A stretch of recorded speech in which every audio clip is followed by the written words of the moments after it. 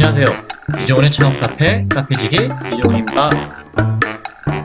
오늘 주제는요, 정부 지원금 중에서요, 국가에서 투자나 융자금을 마련해 놓은 게 있어요.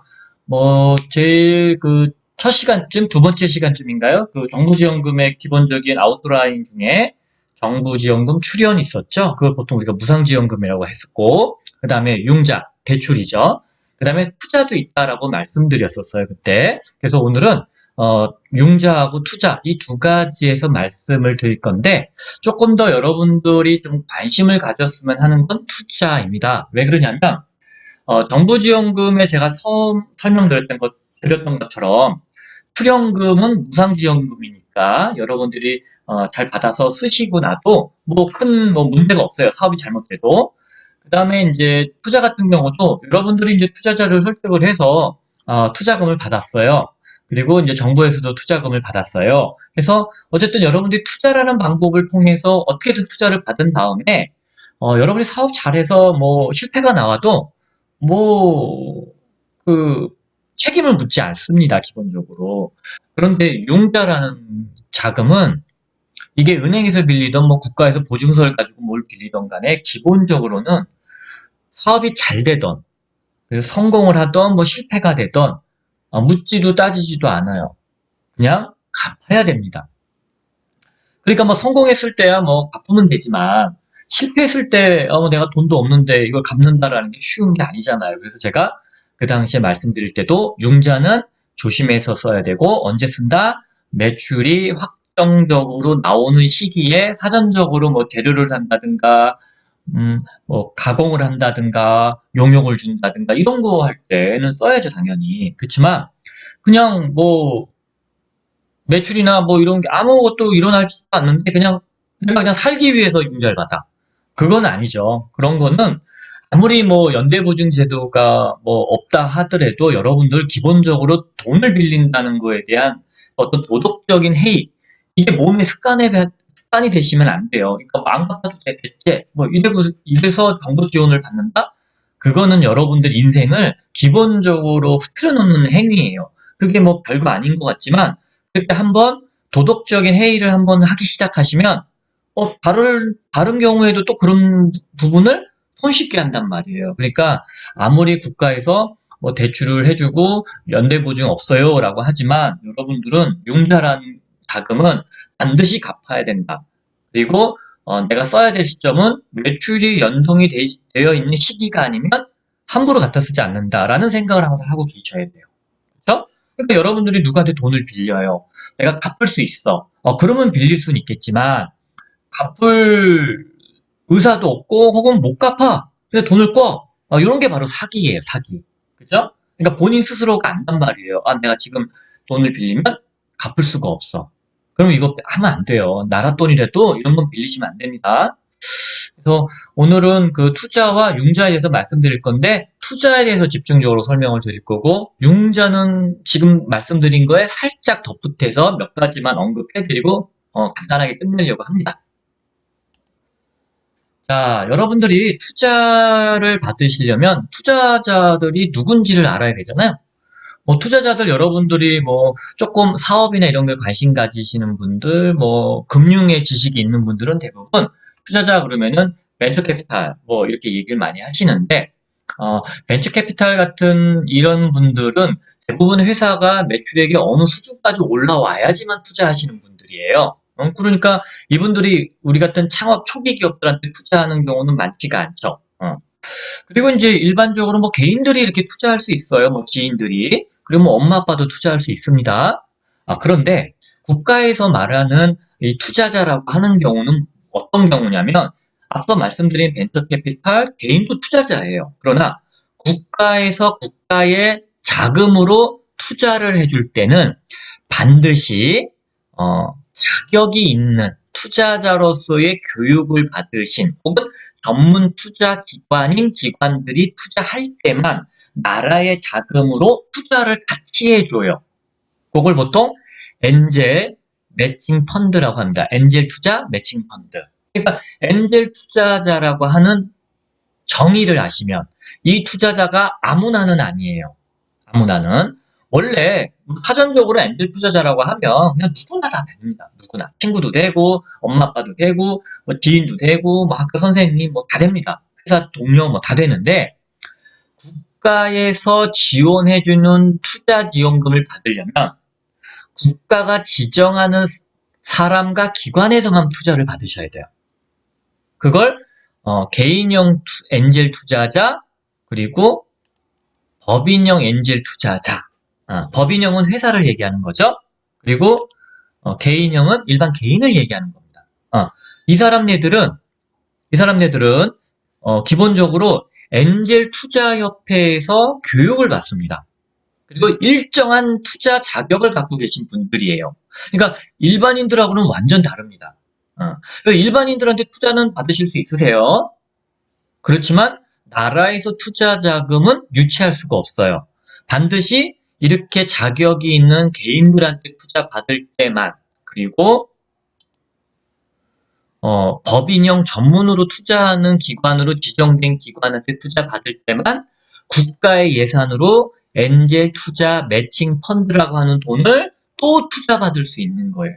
그러니까 엔젤 투자자가 1억을 투자하면 국가에서도 같이 1억을 투자해줘요. 그러니까 자금이 2배가 되죠. 그렇죠. 네. 그리고 일반적으로 그냥 지인들이 투자하는 거는 그 국가에서 같이 매칭 안 해줍니다. 그러니까 그냥 1억 투자 받으면 통장에 1억만 있는 거죠. 근데 여러분들이 투자 받을 때 국가의 지원을 같이 받으면 좋잖아요. 그러니까 이왕에 투자 받을 때는 이런 개인형이나 법인형 투자자들한테 투자를 받으시면 이분들한테 투자 받은 금액에 맞춰서 같이 매칭으로 투자를 해줘요. 자, 그러면 하나하나 봅시다.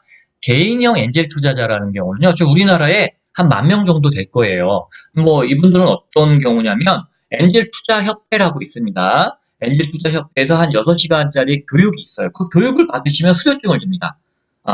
그 수료증을 갖고 계신 분이 10,000명이 있어요. 그러니까 10,000명이 다 투자한다는 게 아니라, 일단 자격은 됩니다. 즉, 어떤 자격? 이분들이 투자하면 여러분 회사에 국가가 같이 투자를 해준다. 라고 하는 자격을 갖고 계신 분이니까 이런 분들한테 투자를 받아야죠. 자, 그런데 이분들 중에서 10,000명 중에서 1억 이상 현재 투자하고 있는 분들, 그러니까 1억 이상 투자했겠지만 현재 주식으로 갖고 계신 금액이 1억 원 정도 갖고 계신 분은 전문 엔젤 투자자라고 하는 명칭을 갖고 있고요. 이거는 엔젤 투자 협회에서 관리를 하고 있는 분들이라서 명단이 거기 떠 있어요. 그러니까 여러분들은 엔젤 투자 협회에 가시면 이 엔젤 투자자 명단을 보실 수가 있습니다. 예. 그래서 전문으로 하시는 분인데 19년 현재 제가 체크할 때는 한 140명 정도 됐습니다. 뭐 이게 매번 늘어나니까 여러분들 이제 그 엔젤 투자 협회 홈페이지에서 확인하시는 수밖에 없어요. 그러나 개별 엔젤은 확인을 안 해줍니다. 너무 많아가지고 이건 어떻게 해결할 방법이 없어요. 여러분들이 뭐 그 엔젤 투자자다 그러면 뭐 봅시다. 그 엔젤 투자 뭐 다 수료증이 있는지 뭐 그렇게 확인을 하시면 되고요.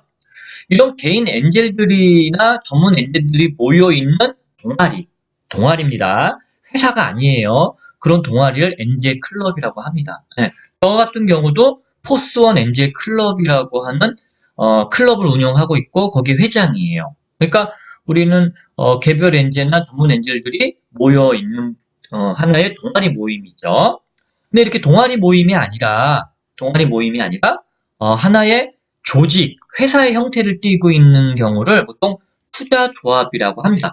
주식회사는 아니고요. 협동조합이죠. 협동조합. 협동조합은 조합원들끼리 돈을 십시일반 출자를 해가지고 만든 단체예요. 그러니까는 법적인 단체죠. 그렇지만 MD클럽은 법적인 조직체가 아니에요. 그냥 사조직 모임이니까 어떤 대표성이라든가 이런 건 없어요. 그냥 회장이 그냥 대표를 할 뿐이지 어떤 뭐 사무실이 있거나 뭐 이러진 않습니다. 자, 이렇게 개인형은 한 4가지로 나눌 수 있고요. 법인형은 이렇게 여러 가지가 있어요. 여러 가지. 이런 기관들은 뭐 예를 들어서 국가에서 뭐 지정을 따로 하겠죠. 그래서 엔젤투자협회에서 아마 명단들을 다 가지고는 있는데 이런 분들이 투자를 하게 되면은 여러분 회사의 매칭펀드, 국가에서 마련한 예산에 매칭펀드가 들어갑니다. 그래서 한번 쭉 읽어보시고요. 중요한 거는 개인형이 있고 법인형의 엔젤 투자자가 있다는 것만 기억해 주시면 되고, 개인 엔젤은 여러분들이 일일이 확인하셔야 됩니다. 그러나 법인형들은 대부분 이렇게 지정돼 있어요. 그래서 여러분들이 그 기관들한테 이런 기관이십니까? 라고 물어보시면 돼요. 그래서 네, 맞습니다. 그러면은 뭐 그 기관의 어떤 그 자격증, 뭐 어떤 그 지정 인증 기관증 뭐 이런 것들이 있으니까 확인 금방 되세요. 뭐 홈페이지나 이런 데 들어가면 나오니까. 그래서 여러분들은 투자자가 개인형이 있고 법인형이 있다. 이것만 알고 계시면 됩니다. 자, 그러면 엔젤 투자 매칭 펀드라는 게 뭔지를 아셔야 되잖아요. 그거는 국가에서 한 2천억 정도? 뭐, 만들어 놓은 것 같은데, 정확한 금액은 매년 달라요. 왜냐면은, 2019년도 투자 못했던 돈이 넘어와서 2월이 되기도 하고, 그러고, 또 신규로 자금이 늘기도 하니까, 정확하게 얼마다, 그런 건 아지만, 뭐, 천억 단위, 2천억 단위 정도 금액이 큽니다. 예. 그래서, 지원 대상은 뭐, 7년 이내 기업에, 뭐, 그 포스트 밸류, 뭐, 혹은 뭐, 프리 밸류에서 포스트 밸류일 겁니다. 포스트 밸류로 50위 이하의 초기 기업들한테 주로 투자를 할 겁니다. 이 대상은 엔젤 투자 협회에 가시면, 그리고, 그, 팁스 프로그램이라고 하는 그 프로그램에 또 보면 이런 자격이 있어요. 그래서 여러분들이 이 자격을 다시 한번 체크해 주시는 게 좋아요. 매년 조금씩 바뀌고 개정이 자꾸 되니까. 그리고 바로 이제 팁스라고 하는 데가 있어요. 이 팁스라고 하는 경우는 뭐냐면 여러분이 잘 알아두시는 게 좋아요. 이 용어는. 팁스라는 건 뭐냐면 이제 기술 주도형 기업에다가 민간이 투자하는 그 민간이라고 하는 건 뭐냐면 법인형 투자자를 얘기합니다. 그 법인형 투자자가 전부 다가 아니고 그 중에서도 한 5, 60개 정도를 팁스 운용사라고 지정을 해줬어요, 국가가. 그 기업이 여러분 회사에다가 투자를 하면 매칭 펀드도 줘요. 즉, 여기서 1억 투자해주면 국가에서 1억 투자해주고 그런 제도인데 특별히 팁스 프로그램에 한해서는 기술 개발 자금 5억 원을 또 별도로 줘요. 그러니까 여러분 투자를 받으면 매칭 펀드에 돈도 들어오지만 R&D 지원금도 5억 원이 더 생긴다. 너무 좋죠. 그러니까 투자 1억에 일단 자금이 6억 원 이상은 생기는 거예요. 그렇죠? 그래서 팁스 프로그램에 대해서는 바로 뒤에 다시 설명드릴게요. 일단은 엔젤 투자 매칭 펀드라고 하는 것만 먼저 딱 이해를 해주시면 좋아요. 자, 개인형 엔젤 투자자든 법인형 엔젤 투자자든 여러분 회사에다가 이분들이 투자를 하시면 국가에서도 같이 투자해준다. 요것만 아시는 것이 바로 엔젤 매칭 펀드예요. 그리고 거기에 R&D 자금도 준다. 그거는 팁스. 두 개를 아시면 다 끝납니다. 자, 그러면 엔젤 매칭 펀드를 볼까요? 뭐 대략 한 2천억 정도 이렇게 될 거예요. 7년 이내의 초기 기업들이고 뭐 보통주나 뭐 우선주 정도 이렇게 하죠. 뭐 CB나 BW 뭐 이렇게 전환사채 부채 이런 거 하지 않습니다. 여러분 전환사채 부채 뭐 CB BW 뭐 이렇게 뭐 사채 이렇게 복잡하게 투자하시는 분들은 제 개인적으로는 그렇게 생각해요. 양아치예요, 양아치들. 아니 내가 여러분 회사에 미래를 보고 투자하는데 왜 부채로 가져가요? 보통주로 주금 납입하고 그냥 증자해서 지분 가져가면 되지. 왜 그거를 부채로 해놨다가 그거를 대표해서 연대보증 해놓고 뭐 그러니까 쉽게 얘기하면 자기는 돈 안 잃어버리겠다라는 거지. 그럼 뭐하러 투자를 해요? 그러려면 투자를 하지 말지. 예. 그러니까 저는 개인적으로 제 개인적인 겁니다. 제가 그분들을 비난하는 게 아니에요. 제 그냥 개인적인 의사는 CB, BW, 뭐 전환사채, 뭐 하여튼 그런 소리야, 하여튼 사채, 뭐 부채, 뭐 이러면 그건 제대로 된 투자가 아니에요.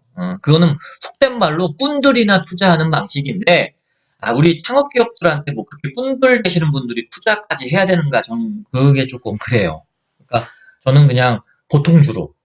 그러니까 투자하고 나면 여러분 돈이에요. 여러분들이 마음대로 쓰다가 뭐 잘못돼도 내가 책임지고 그냥 내가 여러분을 믿고 투자했으니까 그냥 책임진다는데 CB나 BW는 부채기 때문에 여러분들이 열심히 투자받은 돈을 썼는데 나중에 갚아야 되는 일까지 벌어져요. 그러니까 빚이잖아요. 그리고 잘 되면 여러분 지분 가져가고 안 되면 돈 내놔 이렇게 하니까 그건 제가 보기엔 우리 초기 기업들한테 쓸 만한 방법은 아닌 것 같아요. 뭐 돈 잘 벌어서 뭐 50억, 100억, 몇백억씩 이렇게 가져가시는, 이게 투자를 해주시는 분들이 가져갈 때는 뭐 12BW가 되겠지만, 우리 초기 기업 아무것도 없는데, 뭐 실패하면은 아무것도 없는 데다가 뭐 부채 내놔라, 뭐 저 원금 내놔, 뭐 이 원금에다 이자까지 내놓으라고 그러거든요. 그건 좀 아닌 것 같아요. 그래서 저는, 어, 그 10인의 BW는 우리 초기 기업한테는 맞는 투자 방식이 아니다. 그런데 국가에서도 보통주, 우선주만 줘요, 우선주. 예. 그러니까 그거는 돈 내놓고 지분 가져가서 끝! 뭐 치사하게 돈 내놔, 뭐 돈 갚아, 그리고 잘 되면은 뭐 지분 내놔, 뭐 이런 게 아니에요. 예. 그냥 여러분들 투자 받을 때 지분 가져가고 그걸 끝. 자, 엔젤 투자자가 보통 투자하면은 우리가 1억 투자하면 여러분 회사가 국가에서 또 1억 매칭 받으니까 총 여러분 통장에는 2억이 생기죠. 그렇죠? 그런데 예외 조항이 있어요. 수도권 외기업, 즉 강원도라든가 충청도 정도, 그다음 그 아래 뭐 경상도, 전라도에 있는 기업들은 엔젤 투자를 받게 되면 2배 받아요. 그러니까 엔젤 투자자가 1억 투자하면 2억을 국가로부터 투자받아요. 자금이 더 많아지는 거죠. 그리고 팁스 운영사들은, 그리고 여러분이 이제 한번 실패해서 재기했어. 2배 줘요. 그러니까 팁스 운영사들한테 1억만 투자받아도 매칭 펀드 자금은 2억이 들어오니까 3억이 생기죠. 그렇죠? 그 다음에 이제 뭐 크라우드 펀딩 할 때 전문 엔젤들이 투자하는 금액의 2.5배, 일반 엔젤들은 1.5배 준다 하는 예외 조항이 있으니까 여러분들이 투자하는 방식이 일반적으로 그냥 엔젤 투자자라든가 법인형 엔젤 투자하고 협상을 해가지고 이렇게 투자받는 방식도 있지만, 크라우드 펀딩으로 지분형으로 투자받을 때는 더 많은 배수가 되니까 이것도 뭐 활용하시면 좋겠죠? 예. 총 투자 한도는 3억 정도예요. 그렇죠? 그러니까는 이제 우리가 이 총 한도 저희가 이제 투자자들이 투자를 많이 할 수 있어요. 그러나 이 매칭 펀드까지 되는 건 3억까지예요. 그렇죠? 그럼 예를 들어서 3억을 투자하게 되면 엔젤들은 보통 3억 투자로 1배수니까 국가에서 3억 투자해주고, 수도권 외기업은 6억을 받는 거죠. 그러면 3억 투자받고 6억 투자받으면 국가로부터 총 9억 원이 통장에 생겨요. 그렇게 계산을 하면 쉽죠. 그리고 엔젤 클럽은 최대 20억까지 할 수 있다. 근데 뭐 20억까지 하는 엔젤 클럽 본 적은 없고요. 예. 보통 뭐 엔젤 투자자들이 많이 하기만 2억, 3억, 3억 이상도 쉽지 않은 것 같고 보통 1억에서 2억 사이 정도. 예, 그렇게 됩니다. 자, 투자 자격은 뭐 이게 2019년도 기준이었고요. 포스트 밸류로 50억 이하, 그리고 뭐 7년 이내의 기업, 뭐 이렇게 몇 가지 조건이 있으니까 한번 좀 확인을 해보세요. 그리고 자격이 또 바뀌어서 뭐 개인 엔젤이 1인 투자가 가능해요, 여러분. 뭐 보통 재작년까지는 뭐 2명 이상 꼭 이래야 되는데 이제는 1명 이상 되고, 뭐 금액도 뭐 5천만 원 이상 이렇게 돼 있으니까 이 5천만 원도 2,500으로 내려갈 수도 있고 하니까 확인하셔야 돼요. 최소 금액을 5천만 원. 그러니까 1명이 투자든 2명이 투자든 최소 금액은 5천만 원 이상 투자해라. 이런 기본 금액이 있어요. 근데 제가 2019년도 확인할 때까지는 5천만 원이었으니까 엔젤 투자협회 홈페이지에서 매치 펀드에 대해서 양식이 다운로드 받아보면은 이런 내용들이 나옵니다. 한번 확인이 좀 필요하세요. 자, 엔젤 클럽은 뭐 아까 말씀드렸고, 엔젤 투자도 말씀드렸고, 개인 투자 조합은 사실 저도 몇 개나 조합이 결정되어 있는지 잘 몰라요. 엔젤 투자협회에서 아직 얘기를 안 해, 뭐 이렇게 외부로 노출해 놓은 정보가 없으니까 저도 좀 체크는 못 했는데, 그래도 한 2, 300개는 있겠죠? 예. 여러분들이, 그러면 엔젤 클럽이라든가, 이 개별 엔젤은 알 수가 없으니까 전문 엔젤들은 엔젤 클럽과 전문 엔젤을 엔젤 투자협회의 홈페이지에 있어요. 그 한번 들어가셔서 확인해 보시면 좋을 것 같아요. 자, 그러면 뭐 또 투자 때 다시 한번 말씀드리겠지만 어떤 기업에다 투자를 하냐, 그러다 보면 물론 그 뭐 우리 창업자분들의 어떤 뭐 열정, 그 다음에 신뢰, 도덕성 이런 걸 많이 보고, 그 다음에 또 뭐 어떤 기술을 갖고 있느냐, 팀빌딩 되어 있느냐, 시장이 어떠냐, 뭐 이런 것도 많이 봐요. 그러나 일단 투자자들이라면 이 세 가지 컨셉, 즉 2명 이상의 팀빌딩, 밸류에이션이 높을수록, 근데 아까 매칭 펀드는 50억 이하라고 그랬죠? 네, 그렇지만 100억 정도로 이렇게 기업의 가치가 성장성도 좋고 막 미래 가치가 너무 좋아. 그러니까 사업 성공할 것 같아. 뭐 그런 뜻이죠. 꼭 100억이어야 된다는 뜻은 아닙니다. 그러니까 여러분의 가치가 우리는 그 정도 돼요. 뭐 이렇게 얘기할 수는 있죠. 그렇지만 매칭 펀드 신청할 때는 50억 미만이니까 뭐 그 신청할 때는 50억 미만으로 계산하시면 되지만 여러분들을 바라보는 투자자의 입장은 100억 정도. 그러니까 예를 들어서 제가 1억 투자하면 갑자기 100억으로 뻥튀기가 되는 그런 걸 원하는 거예요. 그 다음에 지분 구조는 7대3, 8대2 구조. 그러니까 인원이 많으면 한 사람이 7, 나머지가 3. 보통은 CEO나 뭐 리더가 8 갖고 있고 나머지가 2 이렇게 갖고 있는 게 좋고요. 보통 이제 투자 받으면은 지분 얼마나 줘야 되는데 이거는 투자 때 다시 말씀드리겠지만 결혼하는 거잖아요. 저 결혼은 어떻게 해야 돼요? 그건 당사자들이 결정해야 되잖아요. 저한테 물어본다고 제가 뭐 두 당사자를 잘 아는 게 아니니까 뭐 얼마의 지분율에 하세요 이렇게 할 수가 없잖아요. 제가 두 사람 다 모르니까. 그러니까 가끔 질문이 그렇게 하면은 참 답답해요.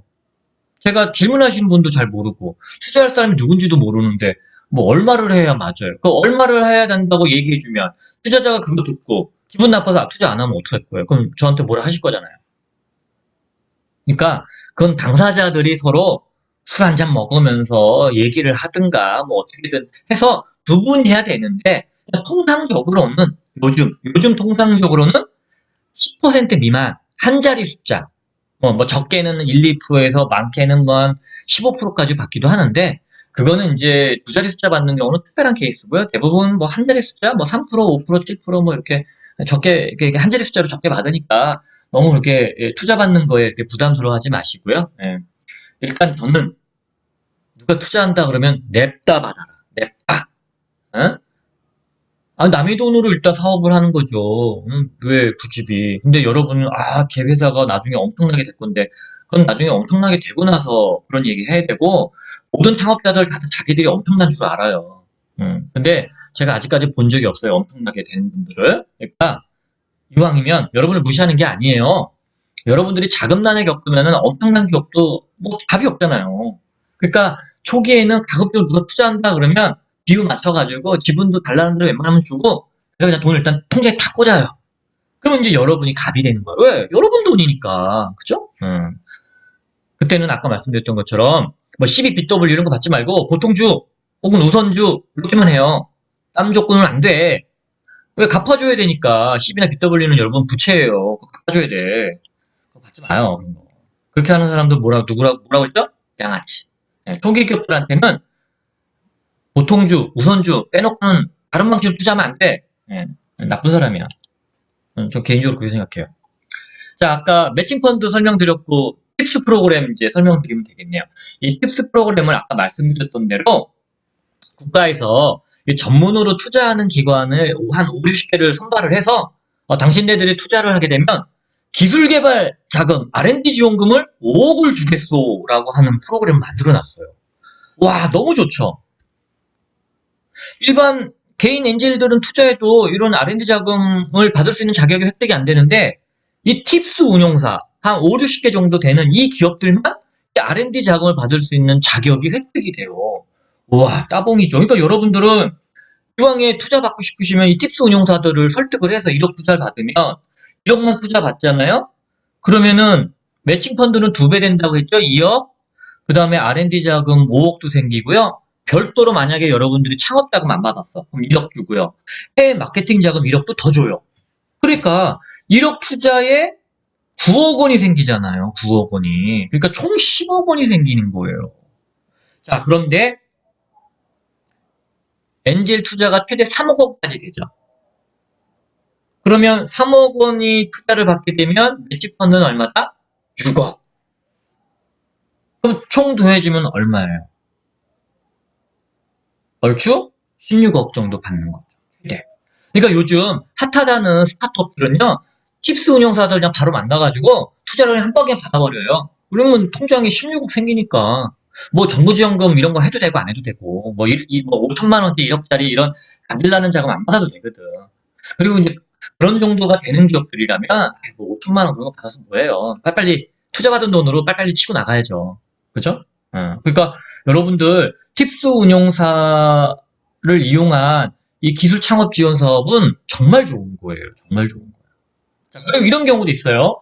꼭 선행적으로 투자받지 않고 조건부로 당신네들이 만약에 이 기술개발자금 지원해서 선정이 되면 내가 투자해 줄게요 라고 하는 것도 성립이 됩니다. 그러니까는 뭐 미리 투자받는 경우, 미리 투자받아서 지원하는 경우도 되지만 만약에 지원해서 선정이 되면 이 5억 원의 팁스 프로그램에 선정이 돼서 5억 원 지원받을 수 있는 자격이 돼. 그런 이제 투자가 들어오는 경우도 있으니까 전후 다 돼요. 그러니까 창업자분들 중에는 이런 것도 좀 고민을 해보시면 좋을 것 같아요. 그러니까는 꼭 선제적으로 투자받아야 된다. 그거 아닙니다. 선정이 되고 나서 투자받을 수 있으니까 투자자하고만 미리 얘기만 해놓으시면 돼요. 네. 자, 이게 이제 팁스 운용사들이에요. 쭉 보고 여기가 각각 주로 투자하는데 포트폴리오들이 이렇게 구성이 되어 있다.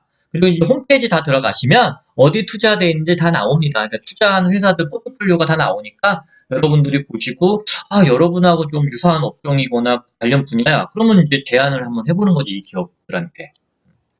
네. 여기 또 있습니다. 생겼어요. 제가 알기로는 한 6, 7개 정도 더 생긴 걸로 알고 있는데 제가 확인을 못해서 아직 여기다 기록을 못했고요. 저도 이제 이게 2019년도 자료를 기반으로 말씀드리다 보니까 이제 저도 업데이트를 해야죠. 이번 기회에 좀 업데이트 하겠습니다. 그래서 또 투자 때 다시 한번 말씀드릴게요. 그냥 간단하게 이런 게 있다라고 하는 것만 여러분이 알아주셨으면 좋겠습니다. 자, 이제 사업 계획서를 보는 관점에 대해서는 이제 지난 이제 평가하는 그 방법에 대해서 말씀드렸을 때 아마 정부지원금 평가 방법에 대해서 이제 창업지원금 R&D 과제 말씀드렸잖아요. 오늘은 뭐 투자니까 투자와 융자니까 이제 융자는 뭐 융자기관에서의 어떤 기준이 있겠지만 일단 투자자들이 보는 그 관점은 무엇인지 한번 말씀을 드려볼게요. 자, 엔젤 투자자라고 하면 일반적인 개인 엔젤 투자자를 얘기하는 거고요. 뭐 전문 투자자라고 하면 이제 법인형이 되겠죠. 왜냐하면 이제 법인에서 근무하고 계시는 전문 투자자들은 이제 기계적으로 투자를 합니다. 왜냐하면 자기네가 바라보는 어떤 일정한 눈높이가 있어요. 쉽게 얘기하면 운전면허 시험처럼 기준점이 있어요. 기준점에 부합이 되는 투자를 합니다. 그러다 보니까 이분들이 보는 거는 창업자든 뭐 팀이든 뭐 가리지는 않아요. 그러나 대체로 팀을 선호한다라는 거는 이제 많이들 이제 얘기하시는 말씀들이고요. 그 다음에 창업자도 투자하긴 해요. 그렇지만 창업자가 매출을 어느 정도 일정한 규모를 갖고 있다 그러면은 시스템적으로 회사를 운영하고 있는 거기 때문에 창업자 자체가 무슨 문제가 일으켜도 대체를 해서 그 시스템을 돌리면서 회사를 살릴 수가 있으니까 그런 경우는 이제 하겠지만 대체로 이제 초기 기업들은 팀을 주로 위주로 투자하는데요. 주로 이분들이 보는 거는 뭐 매출이냐 이런 걸 보는 건 아니고요. 시제품이 나와서 그 시제품을 초기 고객들한테 보여주고 그 초기 고객들이 어떤 반응들을 보이고 있는지를 일정한 시간 동안 모니터링해서 그 모니터링한 시간 동안 결과물을 가지고서 논의를 합니다. 투자를. 그 기간이 보통 최소 6개월입니다. 최소 6개월. 그러니까 여러분들이 뭔가 만들었으니까 이제 투자 받으러 다니시면 제품 보고 그분들이 뭐 제품 평가하시는 게 아니잖아요. 그분들은 제품 평가를 하진 않아요. 제품에 대해서 초기 고객들이 어떤 반응들을 보이는지 그 반응에 대해서 분석을 하고 고민을 해서 판단을 하는 것 뿐이죠. 그러니까 포커스가 완전 달라요. 그리고 여러분의 이제 그 회사가 어느 정도로 이제 성장할 수 있는지 어떤 성장성 혹은 이제 타 분야라든가 동일한 분야라도 어느 만큼의 이제 확장성이 있는지를 좀 들여다보는 부분이라서 이거는 이제 꼭 반드시 요구되는 건 아니지만 이런 것들을 선호하는 기업들이 있으세요. 예를 들면 여러분들이 하나의 분야에 들어가서 하나의 시제품을 만들었는데 다양하게 확장을 해서 여러 제품들을 가져갈 수 있지만 아니면은 다른 분야 산업에 가서도 또 이걸 적용을 해서 확장할 수도 있는 거니까 그래서 얼마만큼 클 거냐 그리고 얼마만큼 다양하게 접근해 갈 수 있느냐를 볼 수밖에 없는 거죠. 그거는 상식적으로. 그리고 이제 시장에 경쟁 회사들이 누가 있냐. 지난번에도 말씀드렸다시피 저희가 최초인데요. 우리밖에 없는데요. 이러면 일단 검토 안 해요. 왜? 이분들은 기계적으로 평가하는데 경쟁자가 없다는 얘기는 아직 시장이 없다는 얘기잖아요. 그럼 평가할 이유가 없죠. 기다렸다가 뭔가 상대적으로 비교할 만한 무언가가 나오기 시작하면 그때 하겠죠. 아니 그러면 너무 그 여러분들 입장에서는 아니 그 일찍 그 선투자해서 대박 나면 되잖아요. 투자자들은 그 본능적으로 대박을 원하긴 하지만 자기가 총대 메고서 맨 앞장서는 거 별로 안 좋아해요. 남이 먼저 해놓은 거를 보고 따라가서 투자해서 안정적인 수익을 원해요. 그러니까 대박은 원하지만 안정적인 대박을 원한다는 생각을 하셔야 돼요. 그러니까 당연히 1호 기업에다가 투자하고 싶진 않죠. 두 번째 기업에다가 안정적으로 투자하고 싶죠. 왜? 1호 기업이 가는 걸 보고 두 번째 기업에다 투자를 해서 수익에 대한 어떤 일반적인 어떤 틀에서 회수를 하면 되니까. 그렇죠? 근데 1호 기업을 투자했는데 망하는 경우도 있으니까. 그러면 선제적으로 투자한 기업들은 손해 보잖아요. 그렇죠? 그래서 뭐 성향이에요. 뭐 꼭 2호에만 넣는다 그런 것도 아니고 1호에만 넣는다 이런 것도 아니고요. 성향입니다. 그 투자 기관에. 예, 그러니까 그런 거를 봤을 때 조금 투자라는 건 안정성도 어느 정도 보기 때문에 이 안정성을 너무 지나치게 중요시 여긴다 그러면 2호, 3호 기업에다 투자할 거고 안정적인 거보다는 좀 더 공격적으로 그리고 또 고수익을 원한다. 그러니까 하이 리스크 하이 리턴이잖아요. 그렇죠? 네. 자, 근데 전문이 아니고 일반 개인들이에요. 개인들은 전문 투자자가 아니기 때문에 보는 눈높이가 그렇게 까다롭지가 않고요. 주관적이에요. 그래서 보는 게 뭐 창업팀이어야 되고 I팀이 차별성이 있어야 되고 특허라든가 뭐 기술적으로 보호받고 있어야 되고 중요한 거 매출 언제 나냐 이분들은 매출 언제 나느냐가 무지하게 궁금합니다. 예. 그리고 여러분들한테 수시로 연락을 해요. 그러니까 여러분들이 조금 짜증나실 수 있어요. 근데 그런 거는 미리 사전에 얘기를 하시는 게 좋아요. 그래서 뭐 1년에 한 번, 1년에 두 번 정도 우리가 사업 보고 해드릴게요. 이렇게 얘기를 하시는 게 좋고요. 여러분들이 이제 목표 시장에 대한 어떤 특징들을 제대로 이해하고 있는지를 봅니다. 예를 들면, 아까 창업지원금에서도 말씀드렸던 것처럼, 목표 시장에서 경험이 있느냐를 보는 거하고 특징을 아는 거하고는 일맥상통합니다. 경험이 있어야 특징을 알거든요. 그리고 그 시장에서 경쟁하는 경쟁사, 경쟁 제품, 경쟁 기술들이 뭐가 있는지 궁금해해요. 여러분들이 이거를 공부에다가 줘야 되는데, 여러분들이 가린다고 해서 이분들이 또 안 알아보지는 않아요. 다 알아봅니다. 근데 여러분들이 불성실하거나 혹은 가렸어, 데이터를. 그럼 되게 신뢰하지 않는 사람이 되면 뭐 당연히 투자는 안 이루어지겠죠. 자, 그런데 이 엔젤 투자자들은 좀 뭐랄까 일반 직장인들보다도요 좀 전문직들이 많아요. 그러다 보니까 의사, 변호사, 뭐 회계사, 그 다음에 이제 나름 이제 고수익을 얻고 있는 그런 분야들의 그 전문가들 그리고 뭐 탑 클래스에 있는 사람들이다 보니까 이런 어떤 투자뿐만 아니라, 그러니까 투자 자금뿐만 아니라 그분들이 갖고 있는 재능들을 같이 들어갈 수 있다라는 장점이 있어요. 이 전문 투자자들은 그냥 본인 업이 그냥 투자업이니까 그 외에는 잘 몰라요.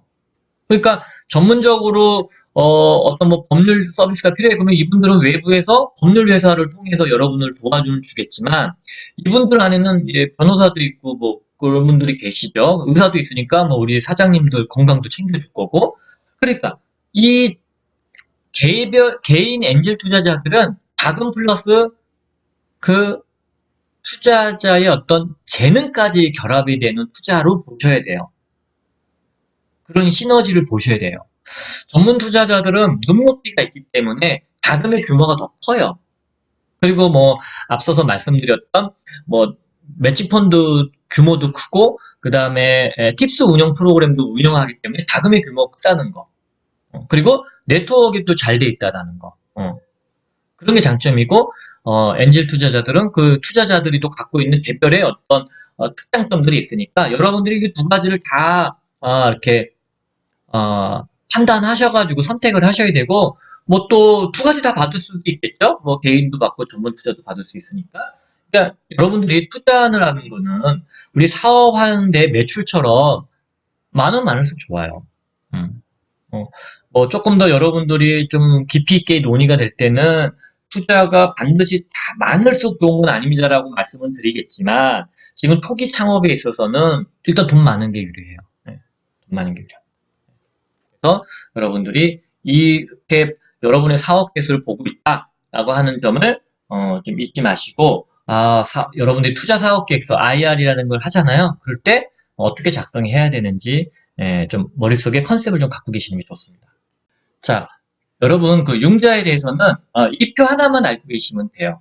어, 융자라는 건 여러분들이 기본적으로 직접 돈을 빌릴 수는 없어요. 왜 그러냐면, 여러분이 사업하는 순간 여러분의 신용도는 좀 낮아져요. 음. 그냥 개인적으로야 여러분이 직장인 생활하고 있을 때는 소득이 일정하기 때문에 그런 걸 가지고서 이제 신용도가 어느 정도 나오겠지만, 사업하는 순간,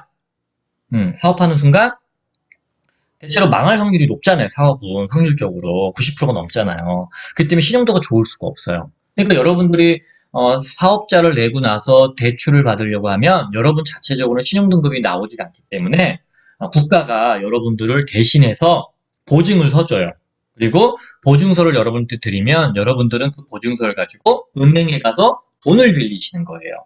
그리고 여러분이 혹시 안 갚아. 그러면 국가가 대신 갚아줘요. 그리고 보증기관이 여러분들한테 돈 내놔! 이렇게 하는 겁니다. 음. 그래서 이 보증서를 발급하는 기관이 세 군데가 있어요. 기술보증기금, 뭐 신용보증재단, 중소벤처기업진흥공단 이렇게 세 가지가 있는데 이 각각의 성격과 차이를 조금만 구분하시면은 뭐 사실 대출 프로그램이 뭐가 있는지 여러분 고민하실 필요가 없어요. 왜냐? 여러분들이 상담받으러 가면 거기서 다 알아서 좋은 프로그램을 저리로 해줄 수 있는 걸 알아서 골라줍니다. 여러분들이 저 이거 받고 싶어요. 이런다고 해서 그거 주지 않아요. 왜? 여러 사정이 있거든요. 뭐 그 자금이 다 소진될 수도 있는 거고 여러분들 입장에서는 그 자격이 안 될 수도 있고 그러니까 여러분들 그걸 다 머리 아프게 아실 필요가 없어요. 내가 어느 기관에 가서 보증서를 받겠다만 결정해서 찾아가서 상담받으시면 됩니다. 받기 전에 이것만 알고 가시면 돼요. 자, 보증기관 중에 기술보증기관, 네, 죄송합니다. 기술보증기금은 대체로 기술벤처라든가 지식서비스에 보통 대출을 해줍니다. 일반적인 거래하는 상업 유통회사 이런 것들은 잘 하질 않아요. 그러니까 기술벤처 위주로 만든 게 기술보증재단이에요. 그렇죠? 그리고 이 기술보증재단에서는 융자보증서를 여러분 주기도 하지만 여기서 벤처인증도 같이 발급을 합니다. 그러니까 여러분 입장에서는 융자도 받고 벤처인증도 받으면 좋죠. 왜 벤처인증이 받으면 좋은지는 또 나중에 인증서 관련돼서 설명을 드릴 때 한번 말씀드릴게요. 자, 그리고 신용보증재단이 있어요. 이 신용보증재단은 모든 업종에 관련해서 다 보증서를 줍니다. 예. 그러니까 우리 소상공인들도 여기 해당이 돼요. 그렇지만 소상공인은 소상공인 센터가 별도로 있고요. 거기서 한 2천만 원, 3천만 원, 많아야 5천만 원 이내에서 받지만 일반적인 모든 업종들은 대부분 이 신용보증재단을 통해서 받는데 보증서만 받고 벤처 인증은 못 받아요. 그러면 그 기본은 벤처 인증 해주고 신보는 벤처 인증 안 해준다. 왜 그럴까? 기본은 기술을 평가할 수 있기 때문에 그런 인프라를 가지고 있기 때문에 그런 거고요. 그다음에 신용보증재단에서는 그런 인프라가 없죠. 그런데 사실 여러분 이건 뭐 여담이지만 기본은 신용보증기금으로부터 이렇게 분사가 된 거예요. 원래 같은 거였었습니다. 그러다 보니까 중복으로 발급은 서로 안 해줘요. 그러니까 여러분들이 기보에서 먼저 보증서를 받았어요. 그러면 차후에 신보에서 보증을 받고 싶으면 안 해줍니다. 기보 거 다 갚고 오세요라고 합니다. 반대로 여러분이 신용보증재단에서 보증서를 받아서 대출을 받았는데 기보에 내가 벤처 인증이 필요해서 대출을 좀 받고 싶어. 근데 그러면은 신보 거 다 갚고 오세요. 이런 얘기를 합니다. 그러니까 두 개는 중복이 안 된다. 보증서가. 그것만 알고 계시면 돼요. 그리고 보증액은 보통 매출액의 3분의 1, 그다음에 신용보증재단은 4분의 1 정도 됩니다. 그러니까 기보가 조금 많죠? 그러니까 기보는 기술보증담보니까 국가의 정책에 의해서 조금 우대해 주는 겁니다. 우대해 주는 거. 제가 보기에는 4대1이나 4분의 1이나 5분의 1 정도 이렇게 되게 좀 낮아요. 예. 그리고 여러분들이 대출을 한번 받았어. 그러면 그 대출 산정액을 따질 때 만약에 여러분들이 1억을 대출 받았으면 만약에 기부일 경우에는 매출액을 3억 이상을 해야 추가 대출이 가능해요. 왜?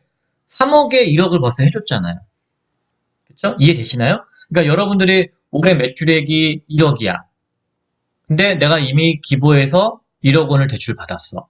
그러면 추가 대출 돼요, 안 돼요? 안 되죠. 왜? 기부는 3분의 1을 해줬는데 벌써 1억을 대출해줬는데 여러분 올해 1억밖에 못했어. 그러니까 매출액이 3억을 넘겨야 추가 대출이 되는데 여러분은 그게 안 되니까 추가 대출 안 해주죠. 자, 그러면 여러분들은 또 이제 고민이 생기죠. 어디서 대출을 받지? 한 군데가 더 있죠. 중소벤처기업진흥공단이라는 데가 있어요. 여기는 운전자금뿐만 아니라 시설자금도 해줘요. 여러분들 뭐 제조업 같은 경우는 시설자금 뭐 그런 것들을 해주니까 뭐 공장에다가 뭐 장치 설비하고 뭐 이런 것들도 보증을 해주니까 제조업 하시는 분들은 좀 요긴 하겠죠. 여기도 엔터 인증을 줘요. 좀 체크해 볼 만하죠?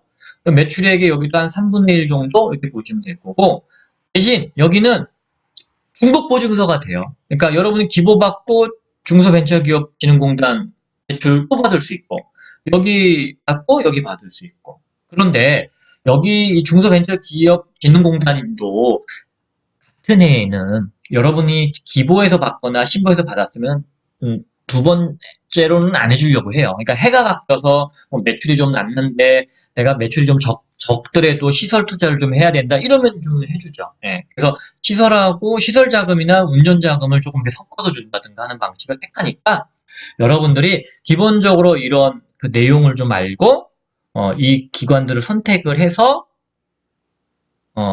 그 보증서를 받으러 가시는 게 좋죠. 나는 기보다, 나는 신보다. 예.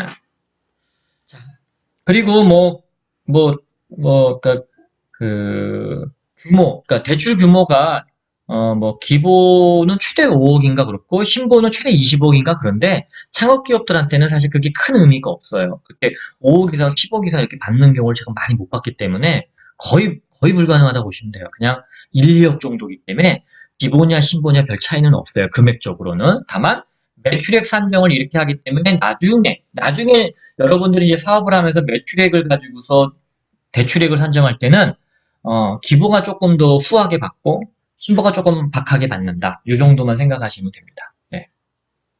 그래서 이제 뭐 기부 프로그램들이 다양하게 있는데 여러분들이 이거는 그냥 이런 게 있구나만 보시면 되지. 저 이거 해주세요. 저 이거 해주세요. 하실 필요 없어요. 여러분들이 기부에 가셔서 상담받으면 거기서 알아서 다 선정을 해줍니다. 신보도 마찬가지예요.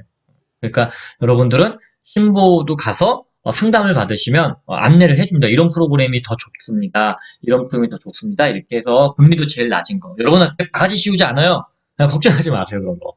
100% 여러분 눈탱이만 치거나 바가지 쓰는 게 아니니까 여러분들 그런 거 걱정하지 마십시오. 그냥 상담 받으시면은 좋은 프로그램 안내해 줍니다. 중소벤처기업 진흥공단 융자 프로그램도 마찬가지예요. 네, 그러니까 여러분들 큰 걱정하지 마시고 융자는 아까 말씀드렸던 각 기관에 대한 특징만 아시고 그 다음에 어디를 내가 가서 상담을 받을 건지만 해서 상담 받으시면 돼요. 여기까지 정부 지원의 투자, 융자에 대해서 말씀드렸고요. 궁금하신 사항 있으면 메일 주세요. 그리고 뭐 유료로 저한테 멘토링이나 컨설팅 받고 싶다? 그럼 이제 이렇게 이쪽으로 신청해 주시면 될 거고요. 네, 오늘도 뭐 좀 도움이 되셨다면 좋아요와 구독 눌러주십시오. 고맙습니다.